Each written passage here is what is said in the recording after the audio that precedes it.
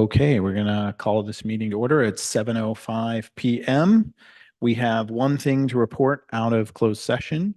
In a unanimous 5-0 vote, the governing board took action in closed session to reject the tort claim signed by ASKIP as number LC 9213. Okay, we'll move on to Pledge of Allegiance and Mr. Radimal. Okay, stand please. Face the flag. Okay. I pledge allegiance to the flag of the United States of America and to the republic for which it stands, one nation, under God, indivisible, with liberty and justice for all.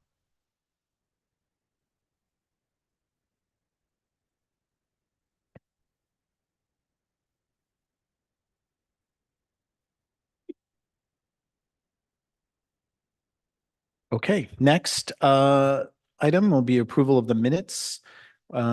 We have the minutes from the meeting held on 12/5/23, which was the special joint meeting of the LCUSD Governing Board and the La Cañada Flint Ridge City Council. I don't know if anybody has any changes or notes on that. No. I make a motion to approve. Right. Second. Okay, Joe and Caroline, all in favor? Excellent, passes unanimously. And we're going to go on to reports then. And we'll start out with our superintendent report from Wendy. Thank you. Good evening, everyone. It's nice to see you. For my report tonight, I want to celebrate two programs, and I'll start with our student athletes at LCHS. With the winter season winding down, it's a big week in sports at the high school. I'm happy to announce that all of our winter sports will be headed to playoffs tomorrow and Thursday, and those that advance will continue with games on Friday and Saturday.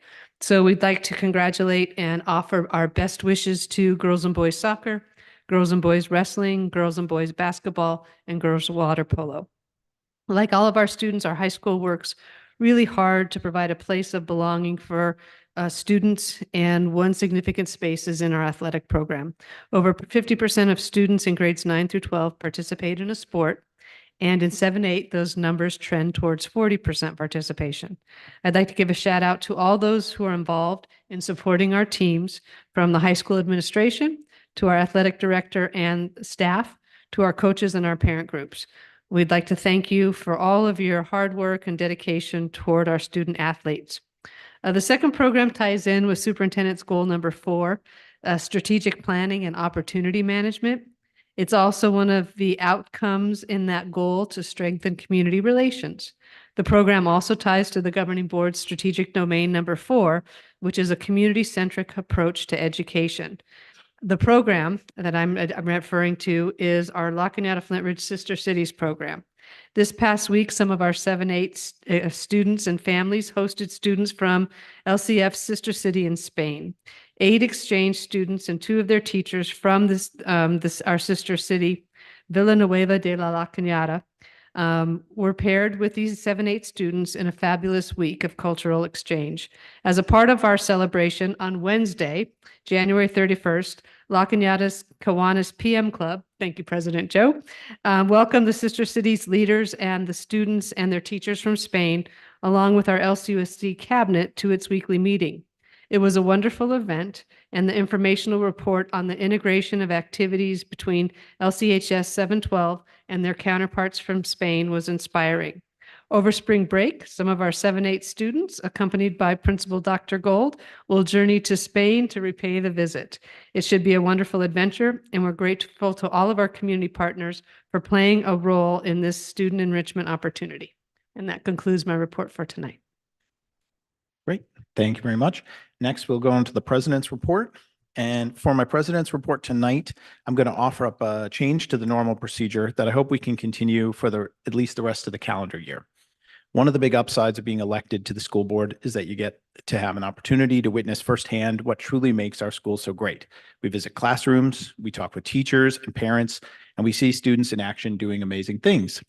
But during our meetings, we mostly discuss a lot of big picture issues and pressing concerns. We deal with budgets, property, contracts, we make tough choices, and we negotiate compromises. Amidst all of that, occasionally we get an opportunity to celebrate a remarkable student, a winning team, or a stellar organization. And for me, these moments are the real highlights of the evening. It takes a lot to build an exceptional district like this one, and I thought it would be an excellent use of the time I've been afforded during my president's report to highlight some of these points of pride. So I've asked our principals to join us at our meetings over the next few months to share things that make them proud of their schools. This could be a program that really makes a difference, a new approach that brings people together, or a person who goes above and beyond to affect real change. The ask is intentionally vague, but but the hope is that we learn something new and carve out just a little more time to celebrate the successes. Mostly, I'm just excited to give our schools an opportunity to brag shamelessly about some of the exceptional things, both large and small, that they do every day to change the world. No pressure on the presentations. So with that, I'm going to kick this off by introducing Carrie Hetzel, our beloved principal of Paradise Canyon Elementary, to make our first presentation.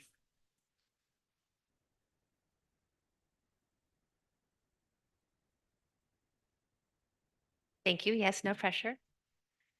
Tonight, I'm going to talk about a program at PCY. And it's our Foundations Preschool. So this is a preschool class we have just at PCY. It is a STC special day class preschool program. And they're for 3 and 4-year-olds. About a third of, right now for enrollment, about a third of our students are neurotypical and about 2/3 of our students are neurodivergent.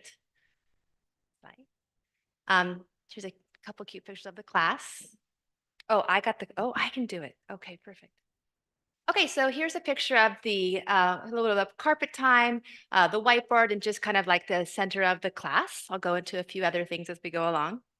Just want to give you kind of a visual of what the classroom looks like. It's actually in our new PCY village, and so it's a really great new space. It's quite big and roomy, and it's really great. It has restrooms inside of it as well. Here you see a loft and a little play kitchen. Here's some of the activity centers that the kids will go to. They'll pick a box and they'll play an activity. Just kind of give you a visual. There's a little house in the background. The house changes and the students at the cardboard house and they get to color it and make it their own. It's really cute. Just what they do in the class. So there's a curriculum for this class, and the curriculum is called Frog Street. And then for our students on an IEP, the teacher, Mrs. Walbrook, she uses the unique learning system. So there's 2 different curriculums going on at the same time. All the students are getting the Frog Street curriculum.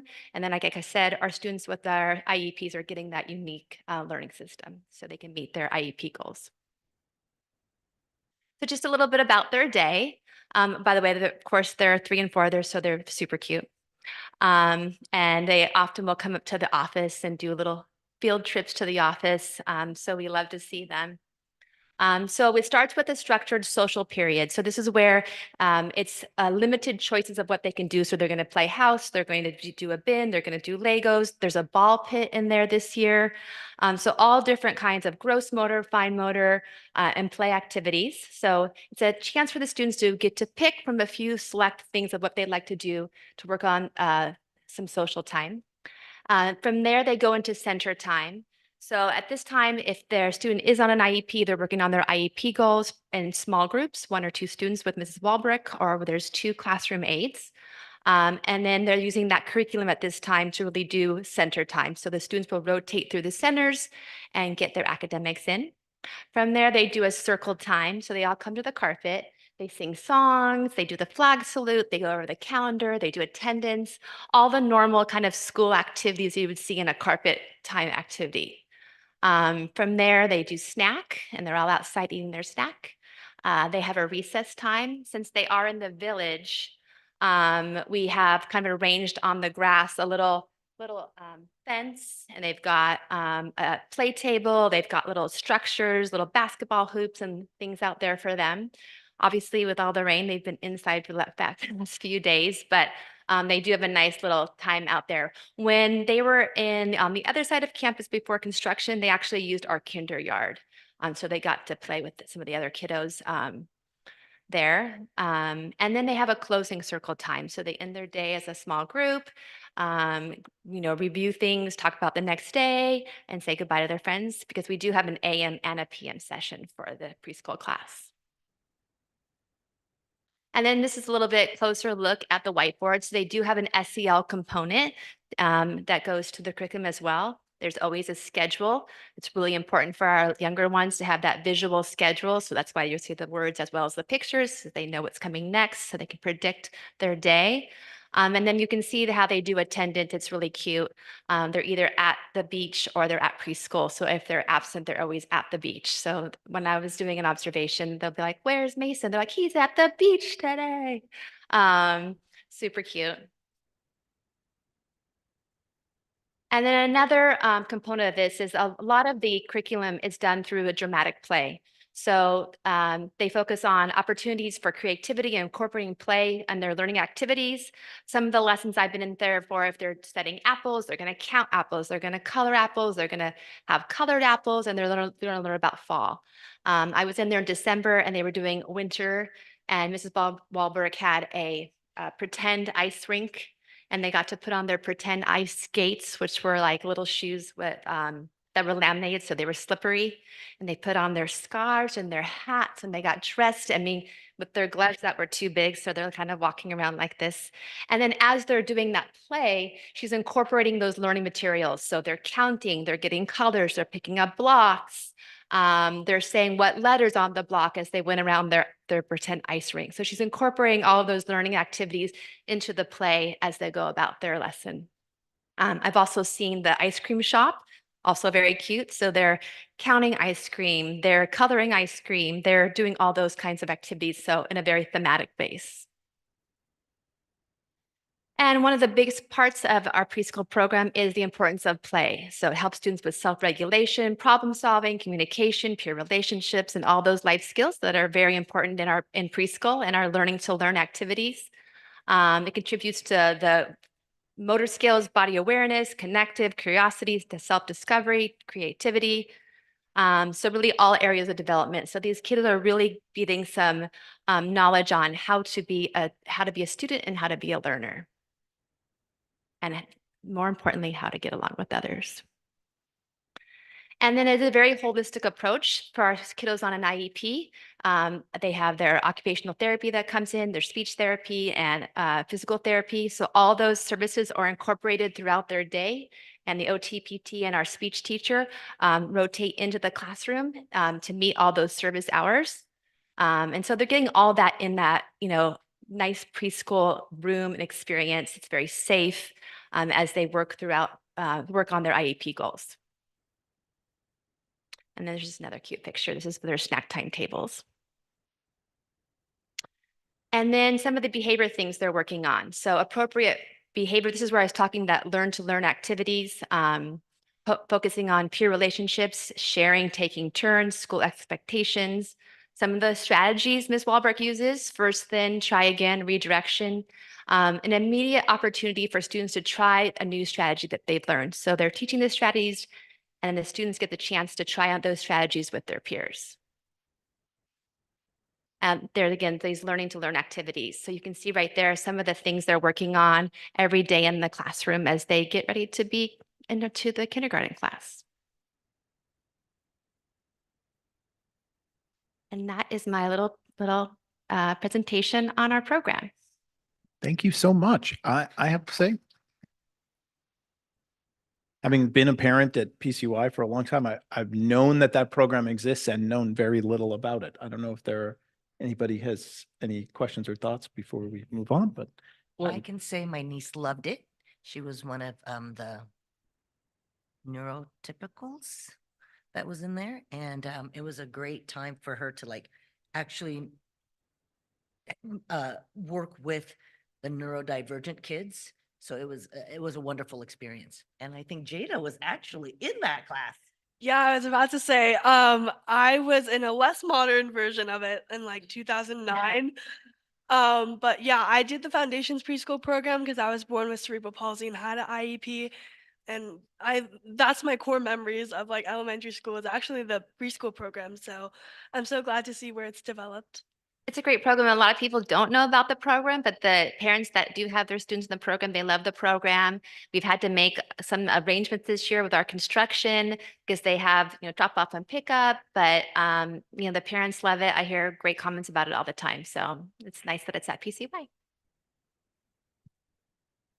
Great. Well, thank you so much. And thank you for taking the time to put that together. I really appreciate it. And I'm really excited for future presentations. So we will continue this hopefully on a meeting by meeting basis, but I'm really excited to hear what people have to share. All right. We are going to move on to the student representatives report. Jada. Yeah, hi everybody. Happy February. So like Miss Annette and Mr. Epstein highlighted, at all 5 of our schools, there are so many opportunities for student enrichment and a lot of opportunities for us to brag about the students that make an impact on our campuses. And so I'm actually really glad to be bragging on behalf of my classmates, starting off with the 7-8.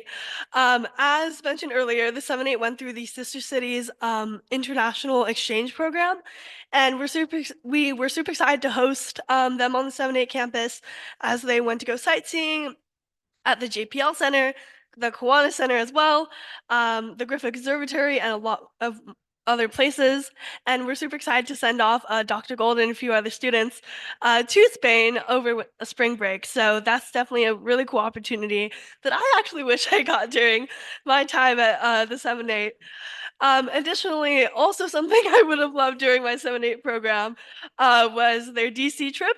So they have 292 students and 18 staff members going in around 20 days. So we're super excited to send a bunch of kids off to DC. Hopefully it goes well.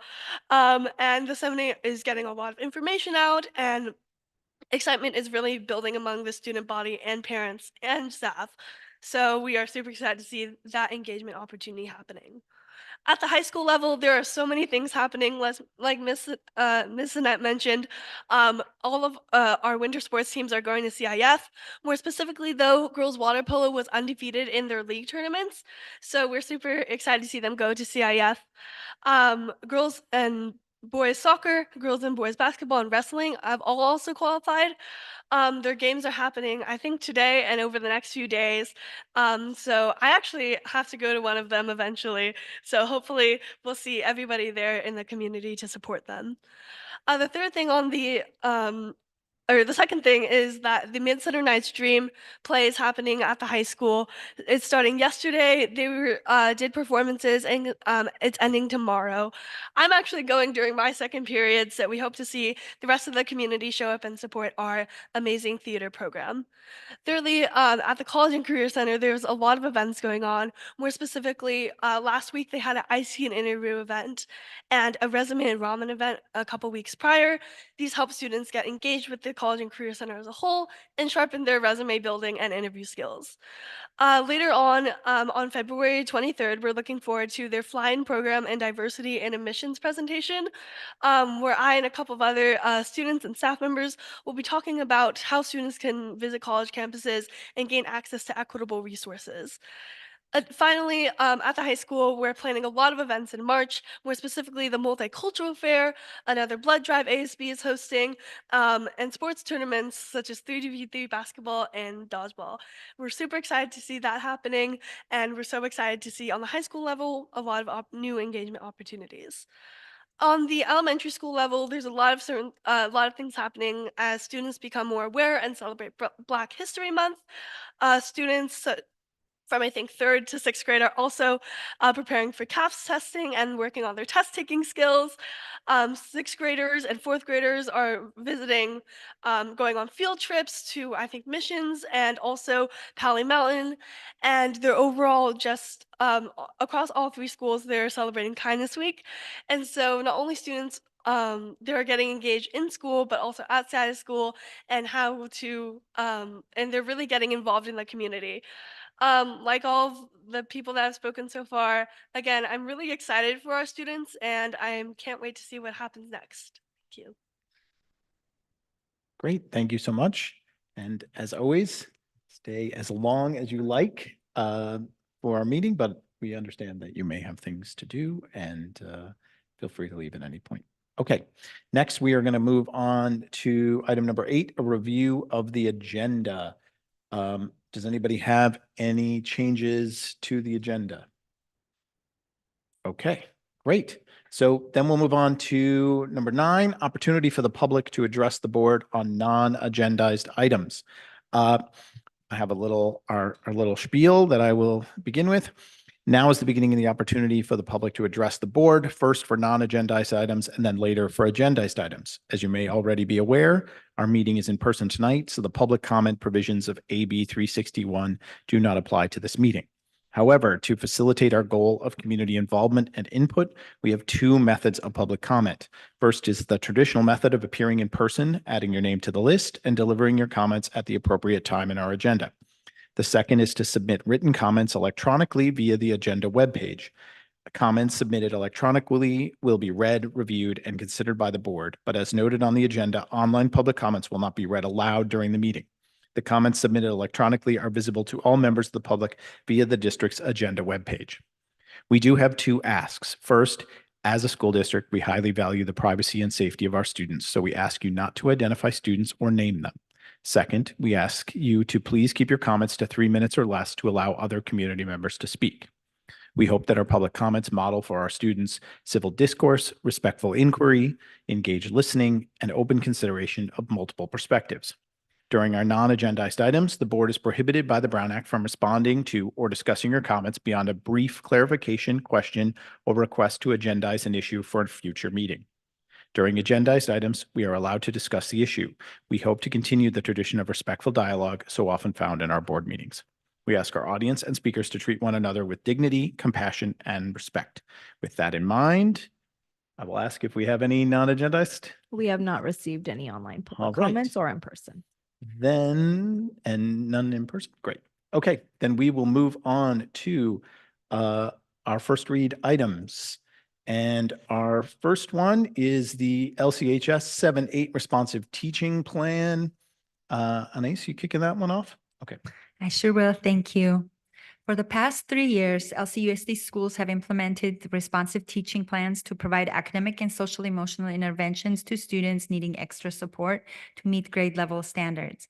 At the start of the 23-24 school year, beginning of the year assessments were administered by teachers to determine student needs, and new plans were designed to target those needs. Principals have worked closely with their staff and families to maximize RTP's impact on students' academic performance and well-being.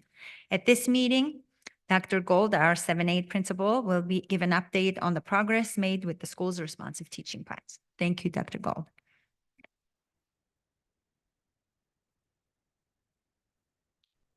Hello, thank you for having me. I'm excited to be here. I don't get to come too often, so I'm excited to present on our RTP plan. I'll wait for the presentation to go up and then I will begin. There we go. So again, the responsive teaching plan, it covers 2 main domains. We're talking about the academic interventions and supports that we give to our students and a social emotional support. And I would say even within those domains, we're covering 2 aspects where we're covering all students and then also some targeted intervention for higher need students. So within both of these domains, we'll cover both of those items. So the first thing is the academic interventions and supports. We'll cover 4 main topics, including office hours and after-school supports, the DNF analysis and how we support those students, our push-in model, and our Title I intervention, which for the last 2 years we've used is STMAP. So our office hours and after-school supports. So again, those are 2 separate things. Sometimes parents and staff would get those a little confused, but office hours is since COVID, we got some monies to be able to support teachers before and or after school. It's by a sign-up basis, and our teachers, the good thing about our staff is we have a staff of 7-8 that's more than willing to give their time. I think there's a lot of stuff that they may have done even without payment, but with having the money to help support them, it's more succinct and more clear about when and where we have those office hours. So of our teachers, we have 17 teachers representing all the small schools, representing every subject that offer office hours at least once per week. And an average for those office hours, about 9 students. But again, that fluctuates depending on, the subject, the test coming up, the lesson going on. So it does fluctuate a lot, but on average, looking at the teacher sign-in sheets, It's between probably 8 and 12, more like it, again, depending on time of year. And I would say that it is much more than once a week. They get paid for 1 hour a week. I think our teachers are often giving a lot more time than that to support our students. And then the after school supports, these are something that is supported by our PTA. We've had these for as long as I've been there. This is 3 specific things. There's a math lab, a writing lab, and a homework club. Those are attended at different levels, again, different times. I think it depends on which teacher is overseeing it and which kids you get. For example, the math lab is run by an 8th grade math teacher. It tends to be 8th grade heavy, whereas the homework club is run by a 7th grade teacher. It tends to be 7th grade heavy, but again, it's just once a week. And again, that average is about the same, about 8 to 11 students on average 9. So our DF analysis, we were comparing first quarter and second quarter grades. And we clearly do have students that get D's or F's. We put a lot of supports in place, which we'll talk about, how our counselors support students. And we do everything in our power to support those students. And I think the structure of our school lends itself to it with a small school structure. Just to give a little clarification, because I was even looking at the slide today and I was confused for a minute and I wrote it. So for example, if you look at the first quarter, where it says 7th grade, a total of 6 students received a D or F. But if you add up those numbers, you have 8. So clearly what that means is that there were 8 D's or F's, but 6 students got them. So 2 students got at least 2 D and an F. Does that make sense? So when those numbers didn't match up, I panicked, but realized that I did this a week and a half ago, and that's what the issue was. So obviously, it depends on where you look. I would say these numbers look a little higher than they have in years past, specifically in D's, not in F's. I think the F's is kind of typical of what we've seen in years past. The increase in number of D's, I'm not sure exactly what to contribute that to, but that's something that we're looking at with our counselors and with our teachers. But again, we do have a lot of supports in place for the students. The issue is a lot of these sports are before and after school, and we could encourage kids to go, but we can't demand them to go. I think what we've done, one of the things we've done within our structure of our school day is kids who have D's or F's, instead of doing intramural sports, for example, during homeroom, we send them to the teacher where they're struggling in to give them extra support. And we think that's helped. And then just to go on to the counseling support that we give is, our counselors are absolutely amazing. We have one for 7th grade and one for 8th grade. They meet with each small school at least once a week. So for example, Shannon, who's the 7th grade counselor, would meet with school 1 once a week, school 2 once a week.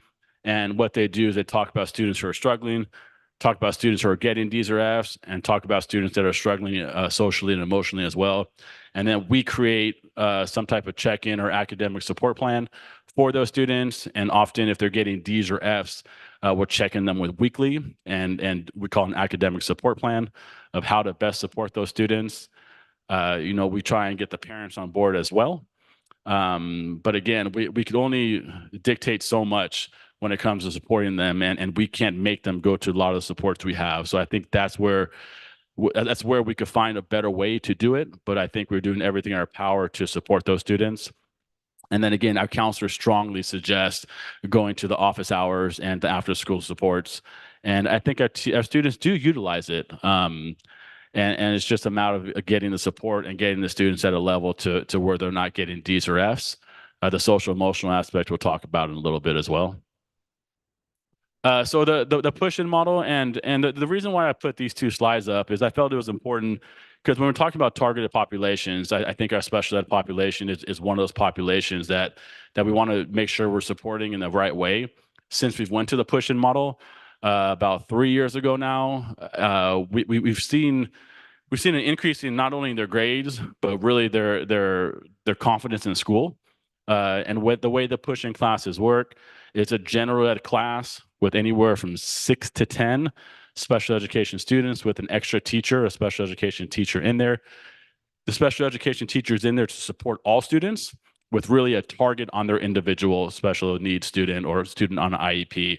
If you see by this, the colors are kind of hard to read, but if you're looking at this 8th grade English, math, science, and history, you'll see there's only one F amongst all of those students and really a minimal 1 D as well. So all those students who are getting the extra support, not just in the pushing class, also in the directed studies class, are obviously getting the support that they need. And what this does is before they were in what we call an RSP class, where they were self-contained.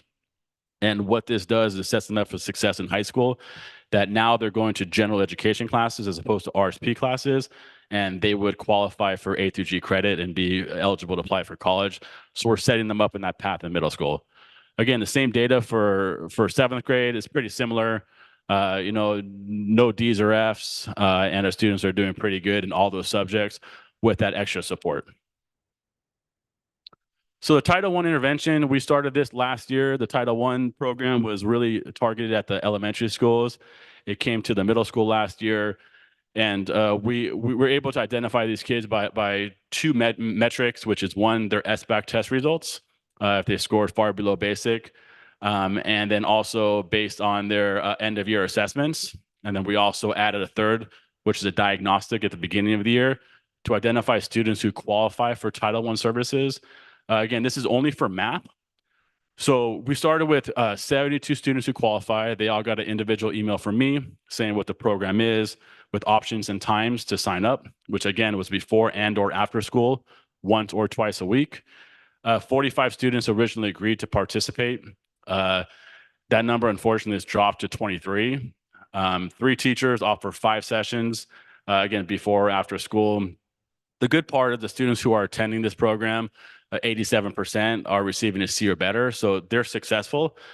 Again, anything that we're offering before or after school, it's hard to get a regular commitment from middle school students with all the things they do inside and outside of school. So that number, again, we've tried to expand those numbers to offer to more students, but unfortunately those numbers are not growing. If anything, they're declining. But the students that are coming, I feel like get a lot out of it. So moving on to social emotional support. Obviously, we do a lot in the middle school for social emotional support. We'll cover web, classroom presentations, assemblies, the Wellness Center, and then also the Wellness Center with our new full-time SAGE therapist, and then also some challenge success data to kind of show some of the good things we're doing. So web is where everybody belongs. This is a program when I became principal. I had heard about it done at other middle schools. There's also something called Link Crew that some people know, which is a transition from 8th to 9th grade, which doesn't really make a lot of sense at our school. So I thought the transition from 6th to 7th and the web program is something that would be beneficial. Since we started it, I was 2 years as principal without having it. And then when we started it, you really saw a huge reduction in like anxieties and stresses as they're on campus, working with 8th grade mentors prior to the first day of school. And when they walk onto the campus that first day, they feel like they belong. It's not like it's a new place for them. And our teachers have seen a huge difference in the first week or 2 of school where the students are ready to work, as opposed to 7th graders with big eyes and not knowing what to do. So we really find it has been beneficial. We do other programs really a lot through first semester with the web leaders who match up with the 7th grade students. It's usually about a 10 to 15 to 1 ratio, depending on the number of web leaders we have. But again, it's a program that is overseen by 5 of our faculty members, 2 of our counselors, and it works really well. And that's done prior to school starting. And this year we had 88% of our students attend. We usually get a little higher. We usually like 93%, usually 94%. I think it may have to do with the start of school was on a Tuesday or a Wednesday this year. And a lot of those parents, I think, extended that vacation a little bit, so they weren't able to attend. But I think it was a difference of 15 or 17 students less than we normally have. We also do classroom presentations. The Deputy Wachter has done a great job since joining us. She's a ray of light. She's really, the kids relate to her and like her. And then she's taken on doing presentations in all of the classes. So she goes to 2 homeroom classes a week where she does 1 presentation. And she's talking about the big topic is vaping, but also is able to cover safety and security, bullying. She covers briefly about hazing as well. which is something our students start to kind of be exposed to what those things are really in middle school. Our 7A counselors do multiple presentations in class, anything from college and career stuff to things about social emotional wellness. They have that down. They've done it for years. They do a great job. In addition, I go to classes usually twice a year, sometimes 3 times a year, depending on the students, and talk about a variety of topics, including bullying, anti-bullying, safety and security, and just to talk to students in small settings. I mean, I could do big settings in the auditorium and talk to 300 kids, but I think that connection is lost. So I take 2 full days where I actually talk to the students and not only tell them kind of our expectations, but they could tell me some of their thoughts and expectations of how we could do better. I think the students enjoy those talks. I feel like they share a lot, sometimes too much. They have some interesting ideas, like slides from the 3rd floor, if you guys are interested, and some other brilliant ideas. But it really comes down to a serious talk eventually, and the students get a lot out of that, I think. And then a classroom presentation is also done by our high school peer support kids. Again, the high school peer support kids have already presented to all of our 7th graders with a specific lesson on decision making, which is a good lesson for 7th graders. And then in April, they'll be presenting to the 8th grade classes as well with an in-depth talk about mental health, which will be run by our peer support kids. And then also last year, I worked with Rachel Zoe and Dan Yoder to adopt a curriculum called EverFi. They go through those 6 topics of introduction to mental health, understanding mental health challenges. You can read them. I don't have to say them all. And it's really done over a course of 2 weeks. They're about 10 to 15-minute lessons that our students participate in. This done through science classes, and our 8th grade teachers, they thought it was beneficial and helpful to the students. Then peer support will also do the following for the 8th graders: a Q&A in a small group as about to transition to high school, and also get a tour of the wellness center, the high school wellness center, prior to the end of 8th grade. Also, a lot of our assemblies are around not only social emotional wellness, but also around just confidence. We had actually a man I know named Ed Peisner, who started the Organization of Social Media Safety, present to our students. That's always a strong, impactful one. He had his child was assaulted on social media. He's since passed laws called Jordan's Law, which is actually about his son, about filming things on social media and posting it, knowing if an assault is going to happen, which happens very, very often, unfortunately. Not so much at La Cunada, but if you go on Twitter, Instagram, TikTok, any of these things, you'll see a lot of these assaults and kids posting them. And if a kid knowingly is recording this, it's actually against the law. He talks about the law he started, about what happened with his son. And then Campbell is just it's a more fun music, big screens, big music, about equipping students with tools to manage their emotions, resolve conflicts. They have different topics every year. They highlight usually 5 to 7 students nationwide. Highlight for us is that I've always requested, a couple years ago, I told them they should highlight Sienna Dansex, if you know her, and Ray Whipley, and they did a whole special on both of them. So they actually are part of the program. Sienna for her work with Deck My Room, I think, or Once Upon a Room, and then Ray's work with Uganda. So, besides other students that are recognized nationwide, 2 of our La Cunada students are recognized through Campbell. And then the 7A Wellness Center, again, this is new to us. And I think there's ebbs and flows that we're learning as we go. Making it a wellness center, not a hangout space, has been a challenge. We continue to work on that with Miss Lee and Miss Morgan, who are both rock stars. They're great. Miss Lee is the WOW worker, wellness office worker. Miss Whitney is a SAGE therapist who does the therapy with the kids. But we've been meeting weekly to talk about the highs and lows, what we could do better, areas of improvement, what we're doing well, what we should continue to do. You see the reasons for students' visits to the wellness center. It varies. A lot of them are appointments with Whitney, but also a lot of our students just need that 5 or 10-minute break. You see that number of 757. That is not a true number. That is numbers of students coming in kind of during class time. If you go in there during break or lunch, before school, after school, there are a lot of students in there. And we're trying to find a way to make it more of a calm space. Because again, 7th and 8th graders in that space get a little rambunctious. So we're setting expectations, norms, and rules, which will be posted in the next couple weeks to kind of make that space, to be a little more like the high school, but really to be 7-8 appropriate. But there are bumps in the road that we're working out. But overall, it's been super positive. They've also hosted a variety of activities, which you see there. There's Suicide Prevention Week, cookies and bookmark for decorating, having foraging kids at lunch, decorate cookies. It's interesting, but it was good. Weekly lunch picnics hosted by Miss Lee, and then also a stress less week. And then this slide is more pertaining to exactly what Miss Morgan does.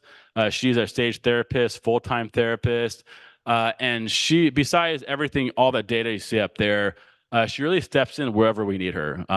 She is an ear for us to speak to when we have questions. She'll be out and help us out in the yard if we need that.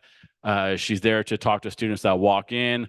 Her main focus is really the therapy of students who are not on IEPs, but need that extra support. So you see that she currently has a caseload of 24 students, which she sees at least on a weekly basis.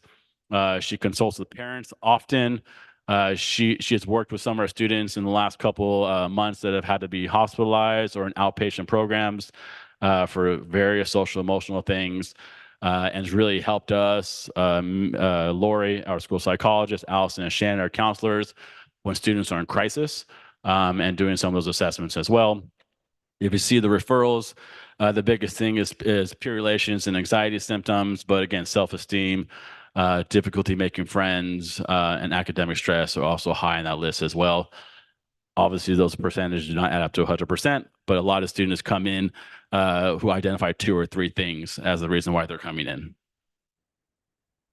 And then challenge success data, again, the challenge success we've obviously worked with for a long time. I think everyone around the community of La Cañada know about the partnership with Stanford and Challenge Success. We've worked with them for about 10 years now.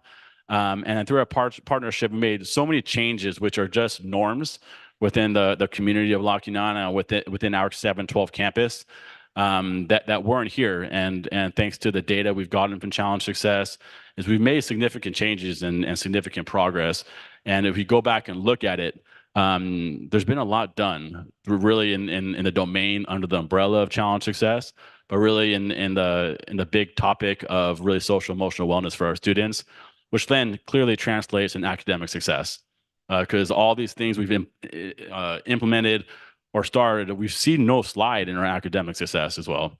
And then again, the students do a survey every other year, and it covers all those topics, including health and stress, integrity, support at school, engagement, homework, load and habits, grades and assessment, and possible school changes. So the next couple slides is just some data that I pulled from it, which we just got our results about 2 weeks ago, 3 weeks ago. We have a whole meeting with Challenge Success to go over it. So teachers care whether or not students come to school, 82% favorably. Teachers really care about our students, 89% students answer favorably. Teachers respect the opinions and beliefs of others when different than their own, 92%. Teachers treat students with respect, 93%. Then student feelings, I can really be myself at school, 76%. I feel like I'm a part of the school, 77%. I feel proud of being at the school, 73%. And the last slide is the student-teacher relationship, which I think this is something we pride ourselves on at 7-8. How many teachers will help you when you are going through a hard time? 89%. And how many of your teachers would you feel comfortable asking for help with an academic problem? Is 94%. So obviously our teachers are approachable. The kids know our teachers care about them. I think they show those things. And I think that's the secret sauce to our recipe at 7-8. And other than that, I will take any questions that you have. Great. Thank you for the presentation.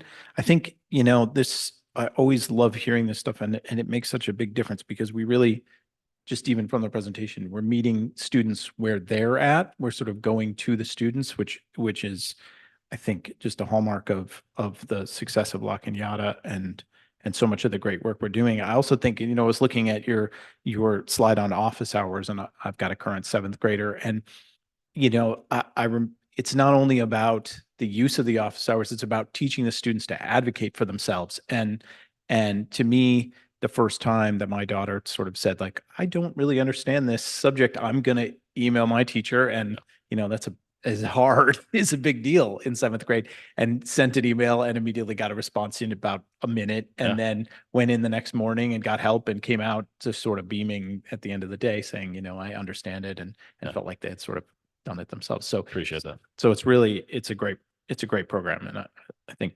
parents, I can speak for myself that I really appreciate it. So I don't know, questions, thoughts, comments? I'm just appreciative of how many dimensions of integration you have across. I mean, the maturity and the evolution of the last few years is really evident. And you're at top of your game, and the staff is really rolling all the same way. And so many pieces are in place to just deliver a great experience, and it shows in the results. And so congratulations. Appreciate that.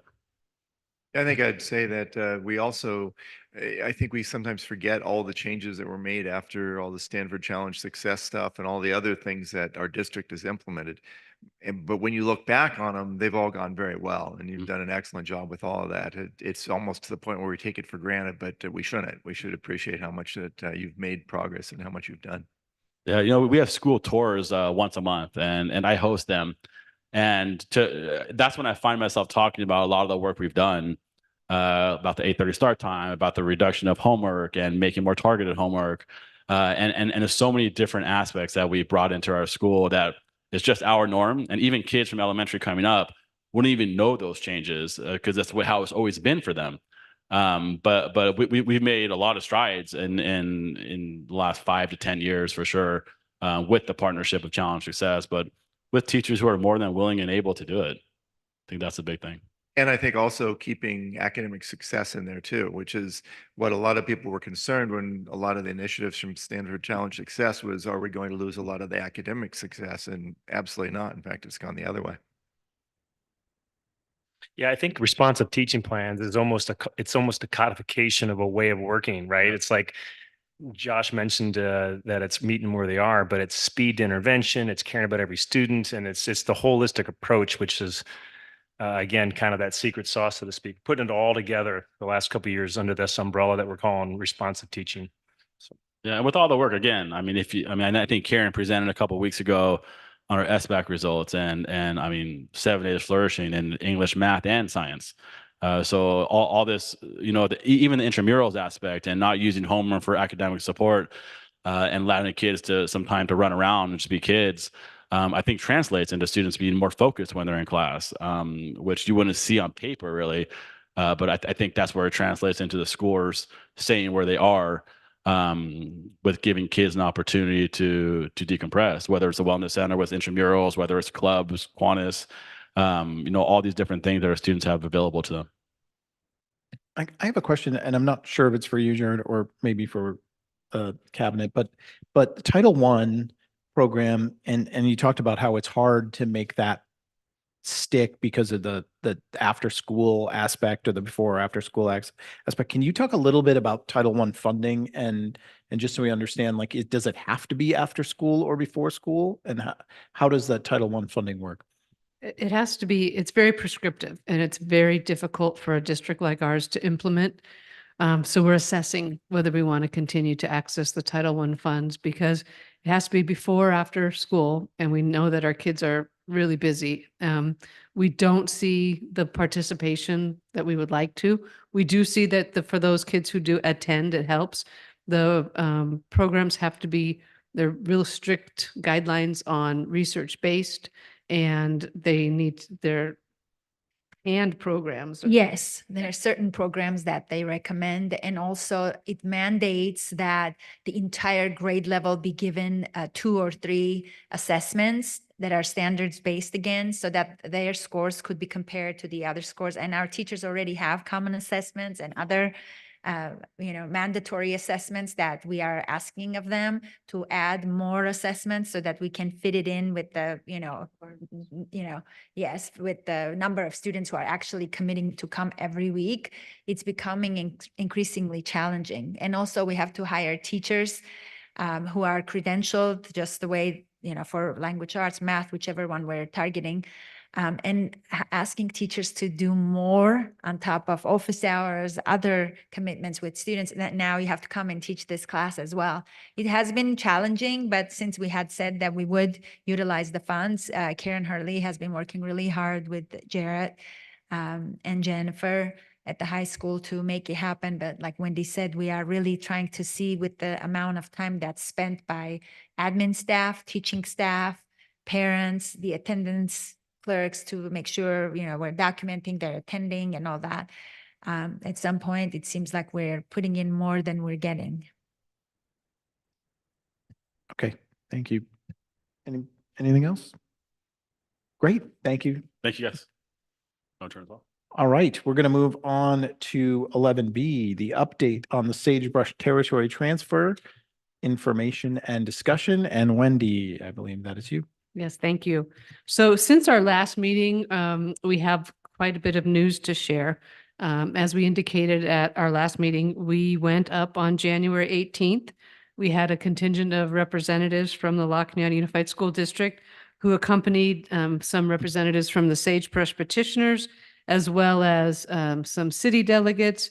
And we all traveled to Sacramento to present to the State Board of Education as it agendized the Sagebrush territory transfer item. It reviewed and deliberated all of the criteria that it was asked to weigh in on related to sagebrush. So the two things that were agendized for the SBE to take action on were, one, the Glendale appeal to deny the LA County Committee's decision to allow the territory transfer to go to a vote. So that was the first criteria, or the first issue that they had to weigh in on. And if in fact they denied the appeal from Glendale, then they were charged with setting the voting area. So our position, the State Board of Education takes a recommendation from the California Department of Education, and the CDE had recommended that the appeal be denied, which we were in support of, along with the petitioners and the city reps. But then the California Department of Education set the voting area as the service areas of La Cañada High School and Crescenta Valley High School. So our advocacy, or our position on that, along with the petitioners, was that the area was too wide. And basically, if everyone voted as it was typically their inclination, it would be a 2-to-1 no vote, and the transfer would not be upheld. So our advocacy was for the voting area to be set as sagebrush only. So here are a few slides, and these slides are to give you a snapshot of what our talking points were. Josh and I were the two presenters representing the district. Andrew Blumenfeld sort of made the legal argument, and then the petitioners opened up with many of the talking points that they've used for the last 11 years about why the transfer should take place. That was followed by Glendale Unified's presentation, and then we had in-person public comment, and then that was followed by a pretty resounding response of telephonic public comment. So our first talking point was that Sagebrush families desire to be fully vested members of their city and its schools, and to fully share the benefits of the community's support and identity. We also made the point, as the picture indicates, that this has been going on for a long time. Just this iteration of the transfer petition has been, I've been personally working on it for 11 years. And over that time, we've been able to mitigate a lot of the impacts. We currently have 268 Sagebrush students. They comprise 7% of our school district. And we find increasingly that the citizens in Sagebrush desire to vote in the Board of Education elections where their students attend, and to contribute fully with areas like the parcel tax. We also made the case that because of this extended period of prolonged petitions and appeals and all of that, the financial impacts have been mitigated. There's also one of the concerns, one of the criteria that had to be met was that there's cannot be any capacity issues. And we felt as if we never had capacity issues, but especially since the modernization and new buildings at Palmcrest any of those capacity concerns were alleviated. Plus, we could demonstrate that there were 225 available elementary spaces and 150 spaces at 712. So Josh did a really eloquent job of commenting that our programs emphasize inclusion, belongingness, wellness, equity, and the access and success for all learners. But that responsible stewardship necessitates that districts' resources and funding support its students and their programs. And the key issue here is that we just really wanted to intimate to the SBE that the issue wasn't going to go away.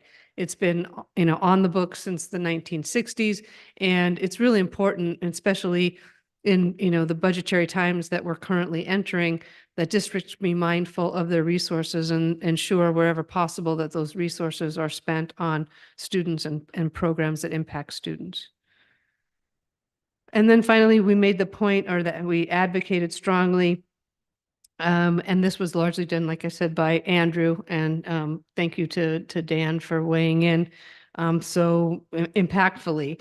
But the argument was made that an expanded voting area, essentially, if you had a voting area that you couldn't win, it would deny due process and legislative intent, because the legislature intends that if a transfer is to be moved forward, the vote has to be realistic. It can't be sort of skewed in a way that it can't be possible. And additionally, there were issues of precedent. We searched back through cases beyond the 1990s, and in any example of a setting of the voting area, it was always the impacted territory only. And so there was the concern raised that you could be setting a precedent that potentially wasn't one that the state board would want to set. So all of that to say, we were very pleased on the 18th, really very close to when our planes were due to depart. The California State Board of Education ruled to deny Glendale's appeal of the decision of the Los Angeles County Committee, and they restricted the voting area solely to the Sagebrush territory. So on both counts, the decision was made. That was what we had advocated for. And just recently, LCUSD was copied on a letter from the California Department of Education to Deborah Eduardo, who is the superintendent of the Los Angeles County Department of Education. And it put forth the requirement for her to call an election for the proposal within the next 35 days. Not that the election has to take place within the next 35 days, but it has to be called for. And from what we're hearing, the most likely election date that will be called is the November 2024 election date. Finally, just to give you sort of the full picture of potential impacts, or what could be relevant to timing and the way things will move forward, there does remain a CEQA lawsuit from Glendale Unified regarding the environmental impacts of the territory transfer. That lawsuit requires resolution, and we're still unclear about the potential impacts that might have and what's to be done with that. But besides calling for the election and, dealing with any of the CEQA impacts from the lawsuit, we have a pretty clear path to a vote from the Sagebrush citizens on the potential territory transfer. And I'm happy to take any questions or engage in any discussion. Great. As you alluded to, I felt very lucky to get to go. It was, this has been going on for so long through so many different versions of the governing board. And, it just happened to be that it was my opportunity to go up, and it was really kind of a remarkable day, because the way that it works with the staff, with the Department of Education making those recommendations, and the way that board works, you really kind of felt like they were gonna go with the staff recommendations, and that felt like both a win and maybe not a win, with the voting area being something that would potentially sort of undermine the deny of the appeal. And to hear the community support, and to hear, Andrew come up and speak so eloquently, and to really work with everyone and the petitioners and just the organization, it really, to see them sort of change the mind of both the staff and then the board to really recognize what was happening. It just was, it was pretty remarkable. I felt like we kind of got on the plane to go home, and I was a little bit in shock. So it was a very neat experience. And Caroline joined us and was a part of a group that led all those comments and made all those like sort of very moving, meaningful comments that really, I think, swayed the board. So it was a neat day. Well, for me, it's been not 60 years, but about 35 for me, since I grew up in Sagebrush, and it was exciting to finally bring home a win, I guess, for all those Sagebrush families like mine who thought they were going to go to La Cañada schools when they moved up here. So. Yeah, I think I just say, watching all of it unfold after all these years, it was excellent presentation by everyone. Andrew was incredibly well-spoken and polished and made all the right arguments, and Josh and Wendy, you all carried the day in terms of presenting exactly the right message, that it's the right thing to do, that it's the right time to do it. Completely took the high road and not getting into anything except for saying that both Glendale and La Cañada offer fine programs. It was great because then all the community support was exactly on point, and also took the high road and was very professional. All the callers and all the written comments, I read all the written comments that were submitted. They were all excellent. They were all compelling, logical, intelligent reasons why the territory transfer should go forward. So I think it's one of those things that it's done, when it's done the right way with a deliberate, iterative, and professional approach, it really turned out well. All right. Well, hopefully, you'll keep us updated about the vote, and maybe, if everything goes the way we hope it will, we can have some sort of celebration at the, in the very end. All right. Next we are going to move to 11C, a change order number 001 to bid 2223-12 Palmcrest Elementary Playground Improvement Project. I'm guessing this is Melissa. Correct. Yes, so tonight this is a change order, and it's again a deductive. It's $111.04 credit. We're closing out the project as well tonight. On the consent, there's an NOC. So this is the first and only change order for the Palmcrest Playground Improvement Project. And so I'm happy to report that we were just under what the contract price was, with all of the additional changes that were made along the way and unforeseen. So tonight I'm asking for the board to approve the change order number 1 for bid 2223-12. Great. I can't wait to see how we spend all $111. Any questions, comments? Okay, does anybody make a motion? Motion to approve change order number 1 to bid number 2223-12. Second. Okay, so Caroline motion, Octavia second. All in favor? Great, unanimous. And next we will move on to item 12, the consent agenda. Do we have a motion on the consent agenda? I'll move to approve the consent agenda. I'll second. Okay, all in favor? Excellent, unanimous. And next, communications. Let's start all the way down with Deborah. I just want to wish everybody a happy Black History Month. It's a great month to commemorate our contributors from our African American Black heritage, and we appreciate their impact on our students and our lives. I don't have anything tonight. Thank you. Nice. Wanted to let the governing board and the community know that our Summer Success Academy invitations have been sent out. 168 families have received those invitations.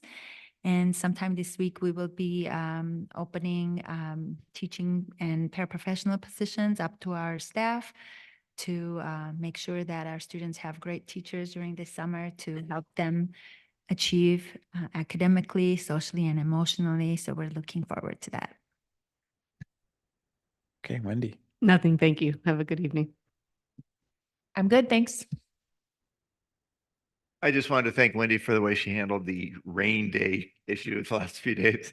I know there were a lot of kids in the district who wanted to see us have a rain day.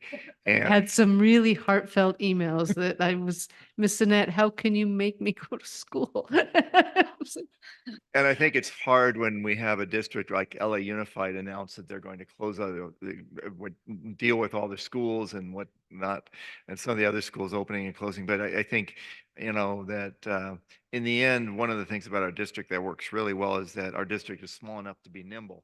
So Wendy was able to actually wait until the last minute to make a decision and communicate that effectively.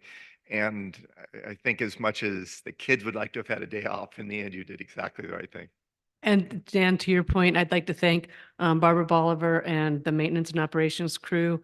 They were on top of the weather reports way in advance and cleaning gutters, checking roofs, taking a lot of time and energy to make sure that, we were as successful to mitigate any potential impacts as possible. And then Melissa was on campus, on the various campuses bright and early Monday morning. We had a little bit of flooding in the district office entryway and one other area, but overall we managed the storm pretty well. Very well handled by all of you. For those who celebrate, happy Lunar New Year this coming Saturday. So New Year's Eve is Friday evening. So sorry, I'll be missing bingo, Joe. All right, Joe. Just quick thanks. We haven't met since we had the winter formal. The kids all had a blast. Thanks to all the staff involved in pulling off a wonderful night for the kids.